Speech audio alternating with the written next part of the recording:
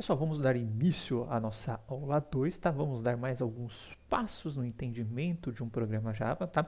Agora eu não vou explicar todos os possíveis conceitos dentro daquele programinha básico que a gente fez ainda, mas eu vou explicar o que significa, por que a gente está escrevendo aquilo ali e posteriormente, né, nas próximas aulas, eu vou explicando também as variantes, tá? Também vou explicando algumas regrinhas que eu comentei, tá?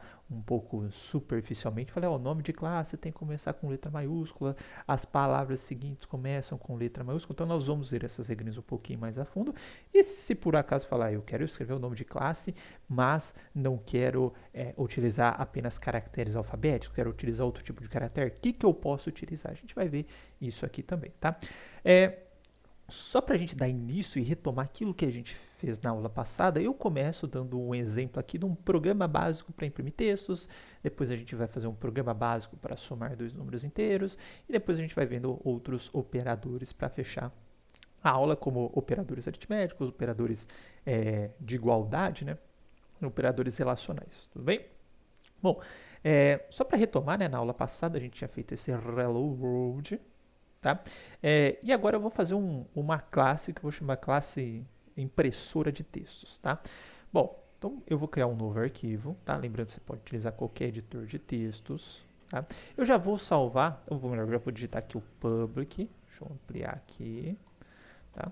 Class, eu falei que a minha classe vai chamar de impressora de textos, né? Impressora de textos, então observem bem a grafia como é que fica a classe, toda a primeira palavra, toda a primeira letra, desculpa, de cada palavra fica com caractere maiúsculo, conversão camel keys. Isso você pode baixar qualquer biblioteca Java que vai estar dessa forma, tá? Então, se em algum momento do código você viu alguma coisa começando com letra maiúscula, é classe, certo? Ok? Combinado?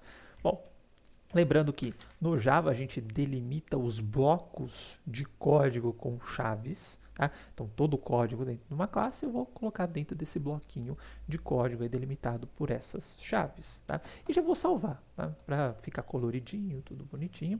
Então arquivo, salvar como.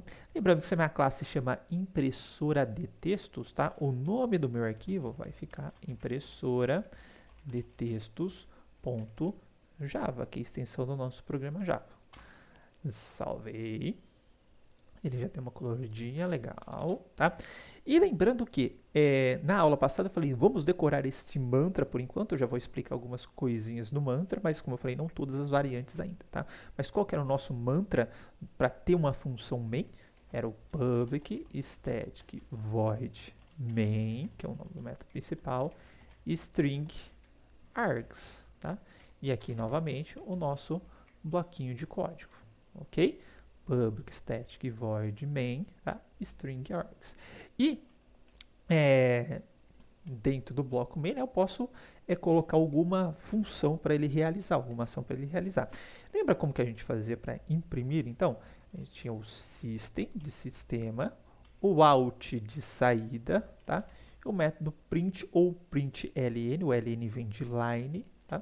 Para imprimir e pular uma linha, tá? Eu só vou colocar aqui impressora de textos, simplesinha, tá? E lembrando que as strings em Java são separadas aí por aspas, tá? São delimitadas por aspas. Então, entre aspas, é uma string em Java, tá? Nesse caso aqui é o literal de string. E lembrando que cada instrução no Java termina com ponto e vírgula, tá? Então, essa foi uma estrutura bem parecida com o que a gente fez na aula passada, ó. Eu vou salvar, então retomando, eu fiz a fase de edição.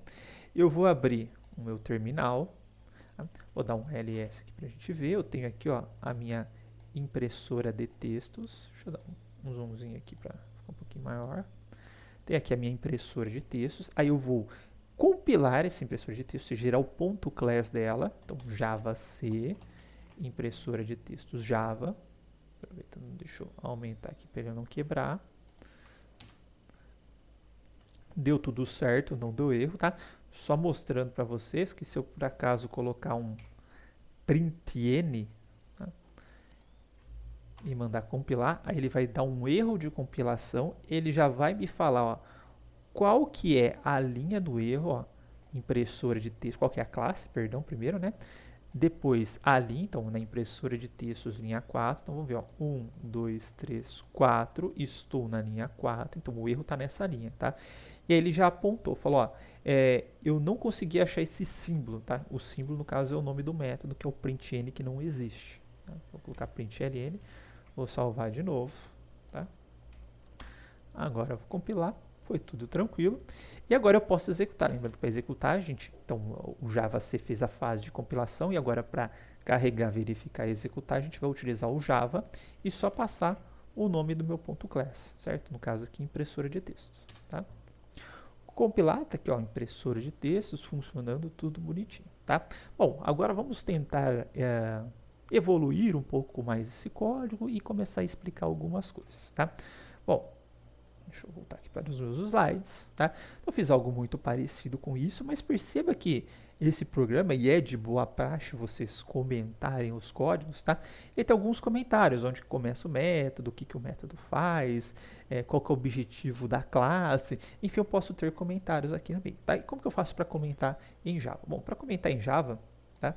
Eu acho que é idêntico ao C, mas enfim, como eu não lembro de tudo, nós temos algumas opções. Nós temos o comentário inline, tá? Que é comentário de uma única linha só, tá? Então, se eu quiser, por exemplo, só colocar esse é o método principal, certo? Só fazer esse comentário, tá? Então, para comentar inline, a gente vai utilizar o barra barra, tá? Igual tá aqui, ó, barra barra, vai ser o nosso comentário inline. Então, toda vez que eu tiver um comentário uma única linha, tá? Vai ficar no barra barra. Se por acaso eu quebrar essa linha e continuasse para baixo, eu perceba que até a coloração que ele está colocando aqui para mim, que é um pretinho, é diferente desse comentário inline. Significa que essa linha de baixo já não pertence ao comentário, tá? E aí, nessa situação, eu tenho duas opções, tá? Ou eu vou colocando vários barra barra, ou uso o comentário em múltiplas linhas, tá? Nesse caso aqui, para fazer o comentário em múltiplas linhas, tá? O início do comentário vai ser dado por barra asterisco, o final do comentário por asterisco barra. E perceba que tudo que eu colocar agora dentro, tá, desses caracteres, tá, e pode ocupar múltiplas linhas, vai ficar com a mesma cor do comentário, tá? Então, vou colocar esta é uma classe para testar os conceitos de programação Java, tá? Estamos estudando os comentários, certo? Então, perceba que ambas as linhas ficaram com a mesma cor aqui do nosso comentário, tudo bem? Estamos estudando os comentários, tudo bem? Então, assim que a gente faz os comentários em Java, tá? Então, tem aqui nos slides já expliquei da mesma forma, tá? E agora, ainda dentro dessa parte básica, né, a gente definiu o nome da nossa classe, tá? Que chama impressora de textos, tá?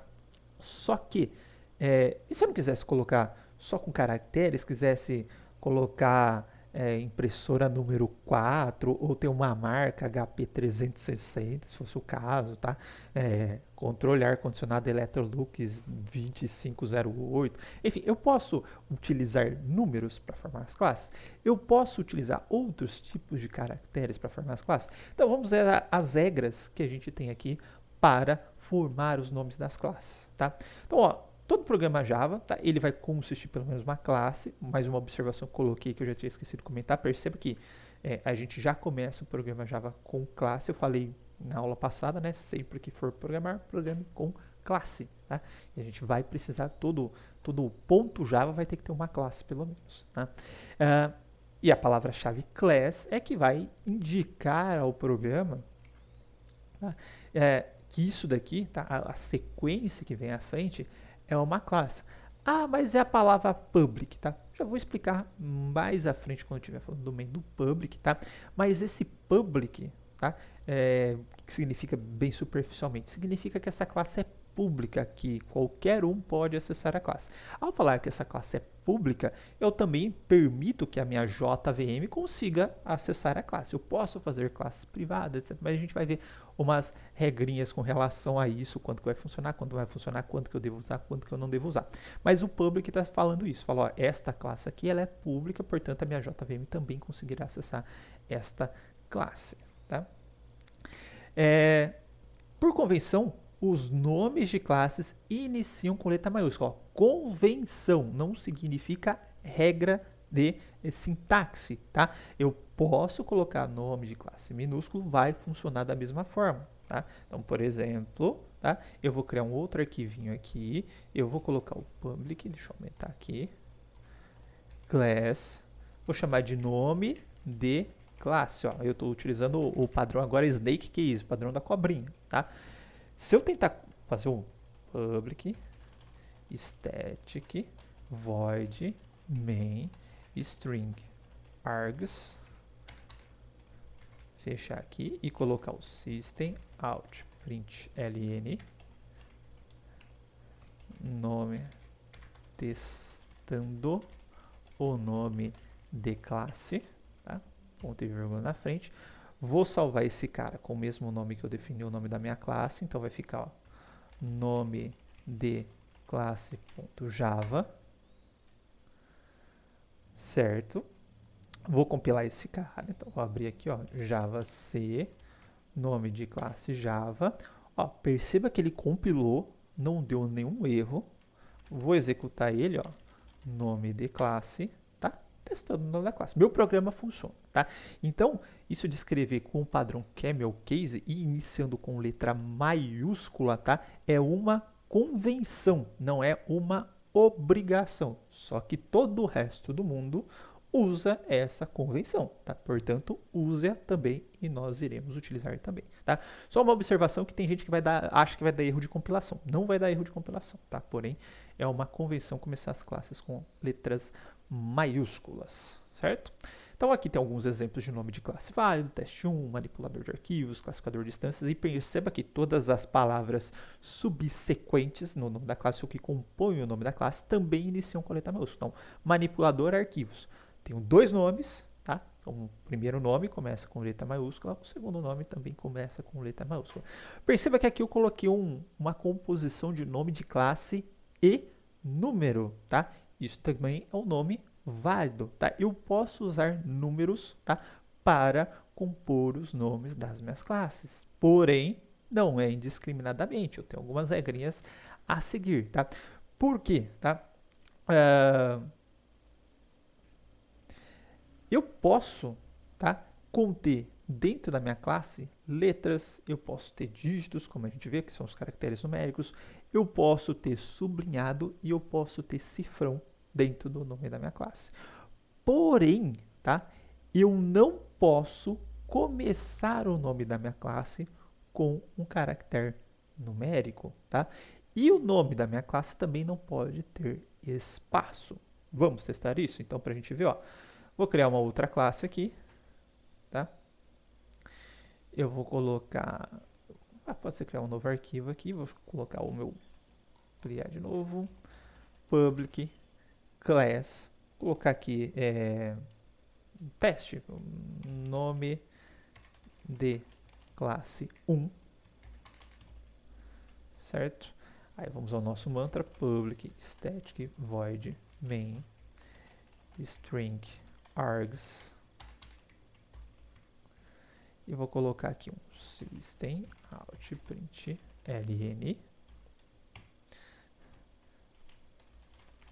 testando, fechei as aspas, tá? Coloquei o ponto e vírgula, vou chamar aqui nome de classe 1.java. Ok, então nome de classe 1 contém um caractere alfabético. Eu vou compilar esse cara, então Java, como é que eu chamei mesmo? Eu já esqueci. Nome de classe 1, Java, nome,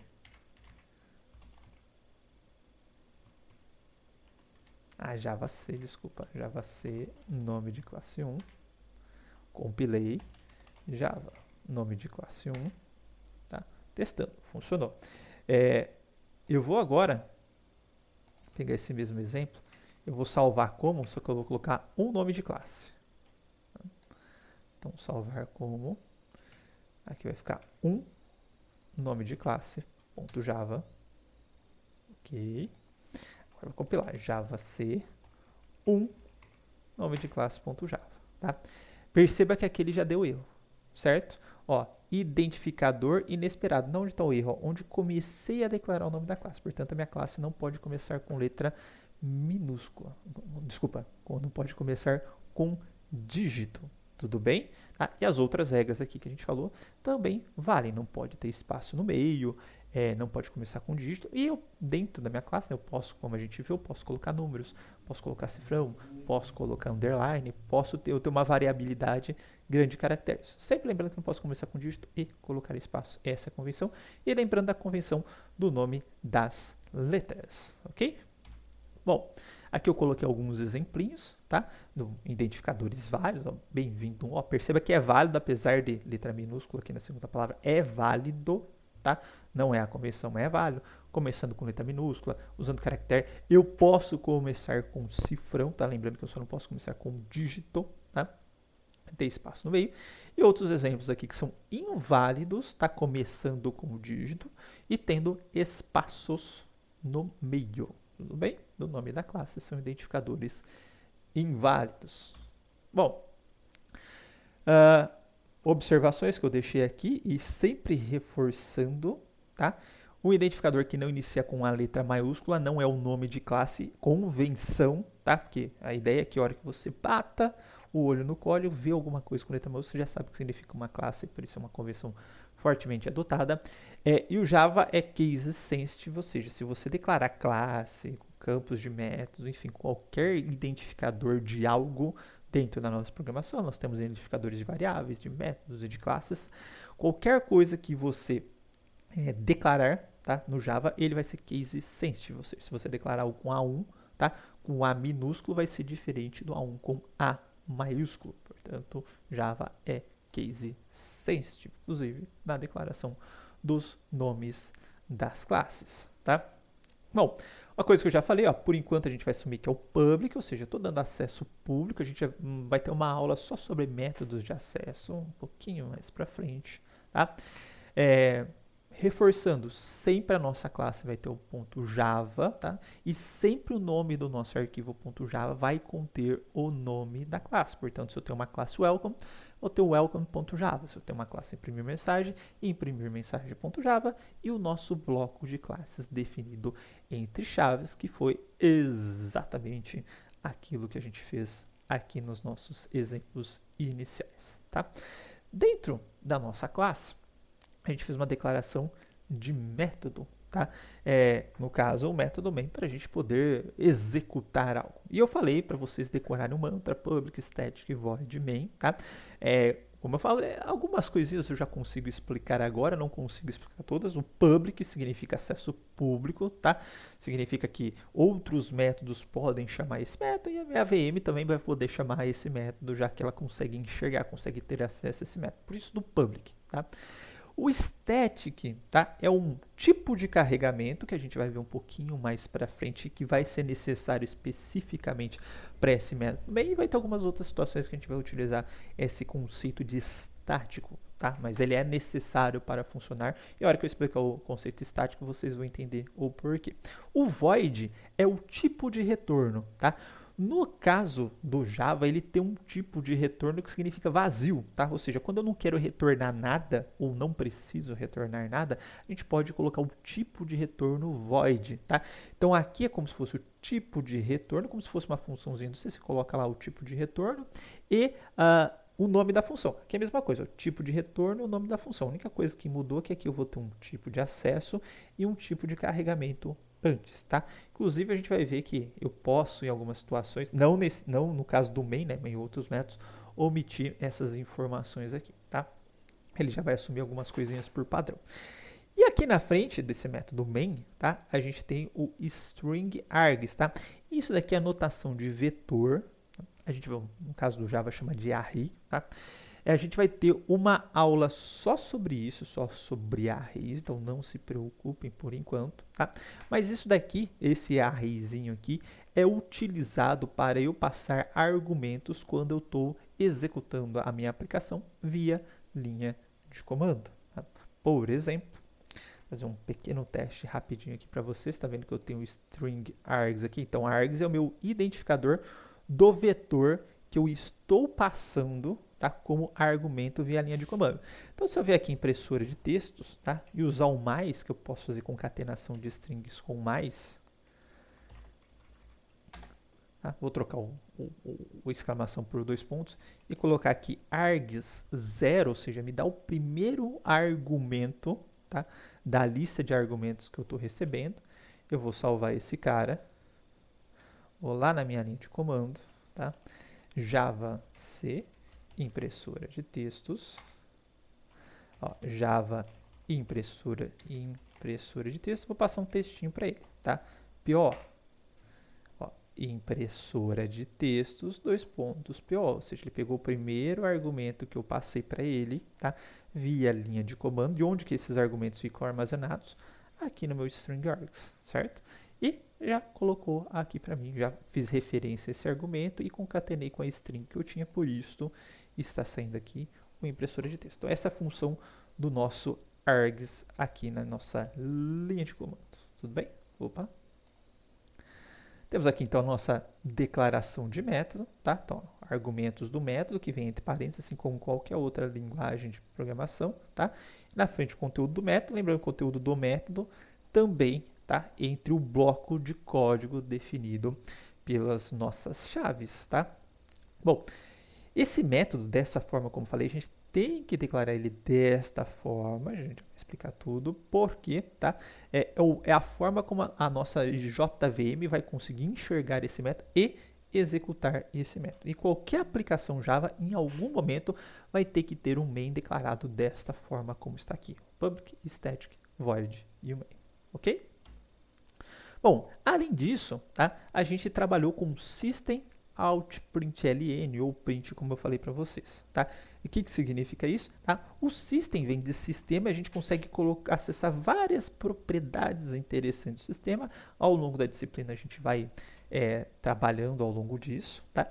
E perceba que o S, tá, vem de classe, tá? Desculpa, o S vem de classe. O S está com letra maiúscula, então esse system aqui, na verdade, é uma classe, tá? O out, tá, é a saída padrão da classe, na verdade é um objeto de saída padrão, a gente já vai entender quando a gente trabalhar com o objeto. E o println é um método deste objeto out, tá, que imprime na saída padrão e pula uma linha, tá. Por saída e entrada padrão, nós temos como saída padrão o nosso terminal e como entrada padrão o nosso teclado, tá? Quando a gente trabalhar com fluxos, a gente vai ver que, inclusive, eu posso alterar esta saída padrão e a entrada padrão. Por exemplo, eu posso colocar saída padrão para impressora, saída padrão para rede, enfim, e aí toda vez que eu der um println, por exemplo, em vez dele enviar para o terminal, ele envia para a rede, ele envia para a impressora. Enfim, dá para brincar bastante com isso, certo? Esse println ele vai receber uma string e vai enviar essa string para a saída padrão. Okay?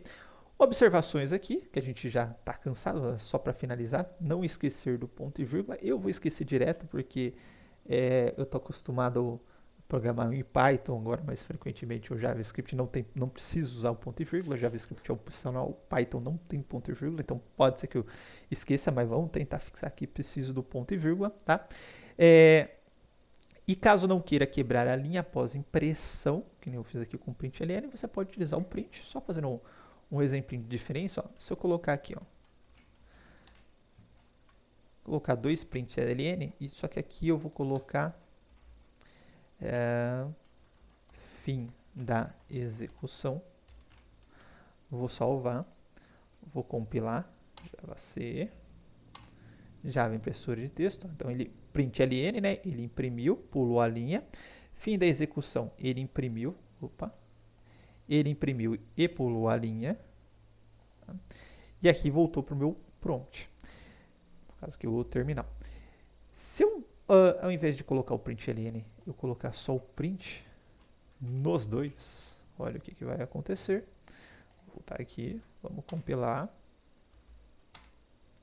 Ó, impressora de textos, PO, ficou com o cursor logo a seguir da impressão, depois imprimiu aquilo que foi ordenado, tá?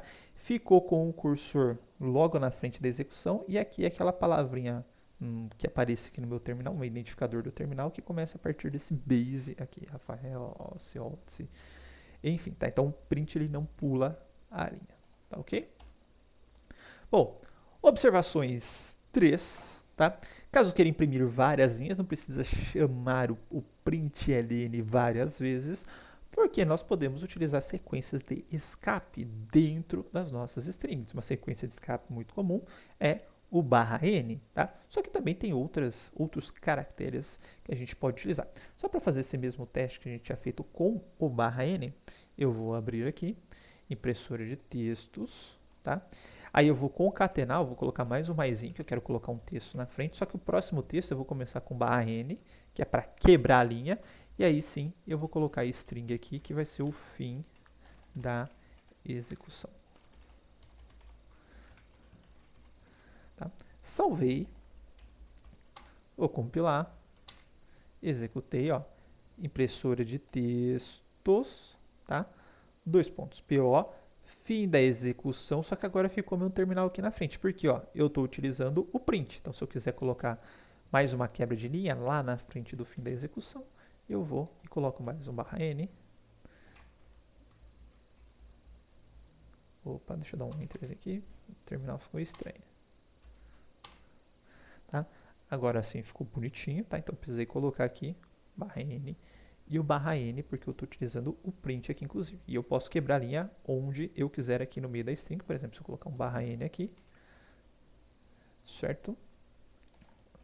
Executar. Ó, impressora, ele deu um espacinho aqui, ó, e deu /n no meio e o de texto ficou na linha abaixo. Tá? Uma breve passada, só para a gente ver que outros sequências de escape eu tenho. Tá?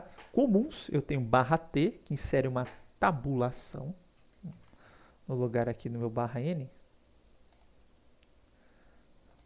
Eu vou colocar um /t.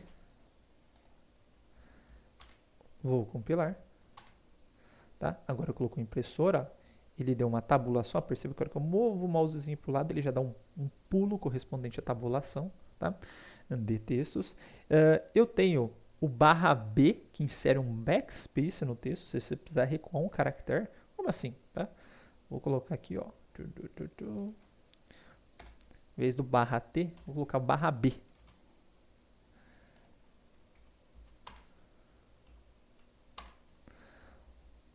Ó, perceba que o impressora de texto ó, ficou juntinho. Por quê? Eu tinha um espaço em branco, eu coloquei um backspace, ou seja, ele volta o cursor um caractere, como se tivesse apagado, e aí continua a impressão. Por isso que ele juntou a impressora de textos. Eu tenho /n, que a gente já viu para quebrar a linha. O /r, que é o carriage return, o retorno do carro, tá? Ele volta o cursor para o início da linha. E o que vai acontecer se eu fizer isso? Ó? Vou colocar um /r no lugar do meu /b. Ó, ficou de textos PO. O que aconteceu aqui? Né? Ele foi imprimindo impressora, tá? Deu um espaço, aí ele viu /r. O /r ele volta o cursor para o início, ou seja, ele posiciona aqui no começo do terminal de novo, onde estava a impressora, onde começava a impressora. E aí continuou imprimindo de textos a partir de onde estava o cursor, só que o cursor estava em cima da impressora, então ele foi sobrescrevendo essa parte da impressora. Tá? Então esse é o /r, a gente vai usar quando a gente for fazer clock, de relógio, essas coisas que eu precisar ficar sempre sobrescrevendo a informação no mesmo lugar do terminal, a gente recua, sobrescreve e assim por diante. E outros caracteres, aí, como, por exemplo, quando a gente quiser colocar uma barra no meu texto, né, já que barra é uma sequência de escape, o que vier na frente, ele vai, se eu colocar só uma barra, não vai funcionar, porque ele espera que o próximo caractere ele pertença a uma sequência de escape. Tá? Então, por exemplo, vamos supor que eu queira colocar impressora de texto, e no lugar desse cara aqui eu quero imprimir uma barra. Tá? Bom, se eu fizer dessa forma, ele deu erro, tá? Porque ele falou, ó, depois do barra eu espero que venha um caractere de escape. Barra espaço não existe, tá? Não é uma sequência de escape. Então, se eu quiser imprimir uma barrinha, eu tenho que colocar barra para indicar para ele que eu quero colocar uma barra. Agora funciona, ó, saiu a minha barrinha aqui, Tá? E como as aspas, né, elas são utilizadas para delimitar string, se eu colocar umas aspas aqui no meio, por exemplo, eu quero colocar de textos entre aspas. Um espacinho aqui. Se eu vier aqui e colocar aspas, ó, ele vai fechar, ele vai entender e falar, opa, impressora e um espaço é a minha string, porque a string, né, é delimitada por essas aspas. Então, abrir aspas, fechei aspas, esse conteúdo ele vai entender como se fosse uma string. Fala, não, mas eu quero que esse barra aspas saia dentro da string. Então, precisamos utilizar a sequência de escape para isso, ó, barra, tá? Vou colocar o barra aspas, perceba que o barra aspas ele já reconhece que é uma sequência de escape. O resto já voltou a ficar na mesma cor da string e na frente do texto aqui eu também quero colocar aspas. Então, barra aspas. Agora nós temos o textos entre aspas. O mesmo vale quando eu tenho aqui aspas simples, tá? Porque aspas simples a gente vai utilizar para delimitar caracteres, tá? Então, se eu quero essa aspas saia no texto, também vou precisar colocar o barra aspas simples aqui. Tudo bem? Bom, aqui eu coloquei um outro exemplo, tá? De saída para quem quiser.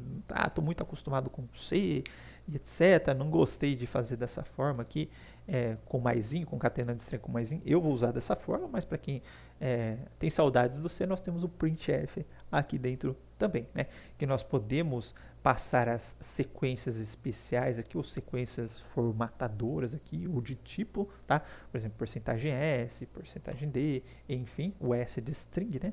E aí depois, na frente, separado por vírgulas, né? O conteúdo de cada uma dessas sequências especiais, exatamente igual como vocês faziam no C. Tudo bem? Tá? Bom, então é isso, pessoal. Vou parar o vídeo aqui, depois vou fazer um outro vídeo, tá?